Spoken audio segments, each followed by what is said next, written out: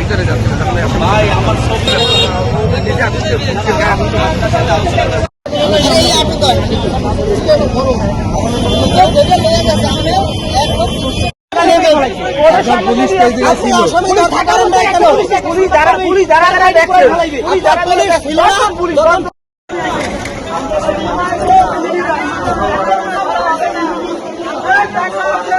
বলছি, যদি সে অপরাধ করে থাকে তার বিরুদ্ধে সাংগঠনিক ব্যবস্থা নেবে।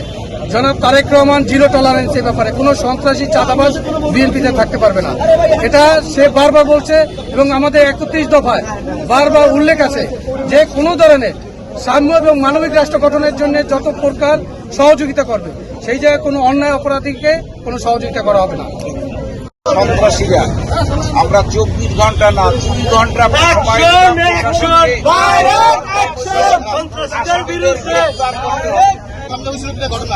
ঘটনা পুলিশের সঙ্গে দর্শকের ভূমিকা পালন করেছে, কারণ আসামিরা বিএনপি ও অঙ্গ সংগঠনের সন্ত্রাসী বলে প্রত্যক্ষদর্শীরা আমাদের জানিয়েছে।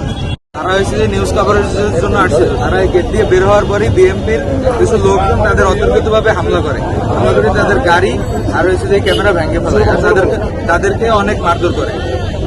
বিএনপির শরীরারি কাজ করছে। মারছে সাংবাদিক এনামিন রাসেলকে আর মনিরকে। তোমার বাধা দাও না সময়? আমরা বাধা দিছি, কিন্তু আমরা লোক কম ছিলাম। তারা 15-20 থেকে 50 জন করছে। কি বলছে আর মারছে? বলছে আওয়ামী লীগের দালাল বললে আর মারছে। ওকে, ঠিক আছে। বিএনপির যারা সিনিয়র নেতৃত্ব আছে তার কাছে জমা দিলে তারা তার প্রতি সাংগঠনিক ব্যবস্থা নিবে।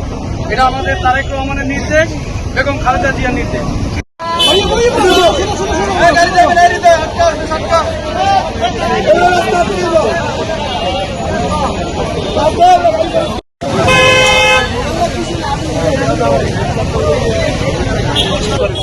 কারণ আসামিরা বিএনপি ও অঙ্গ সংগঠনের সন্ত্রাসী বলে প্রত্যক্ষদর্শীরা আমাদের জানিয়েছে। তারা হয়েছে